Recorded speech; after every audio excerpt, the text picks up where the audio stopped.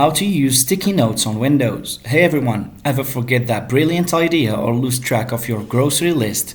Worry not. Today we're exploring sticky notes, a handy Windows app to keep your thoughts organized. Let's jump in. Sticky Notes is a pre-installed on most Windows machines. Simply hit the start button and type sticky notes. The app icon should pop right up. Click the Sticky Notes icon to launch the app. You'll see a clean yellow note ready for your brilliant ideas. Just start typing. To create a new sticker note, click the plus sign in the top left corner. Want to jazz up your note? Sticky Notes lets you change the background color by clicking on the three dots in the top right corner and selecting a color. You can also use basic formatting options like bold, italics, and bullet points to highlight key points. Need to capture a specific part of your screen for a note? Sticky Notes has you covered. Click on the camera icon in the top right corner and select the area you want to capture, and it will be added directly in your note. Sticky notes are like virtual sticky notes.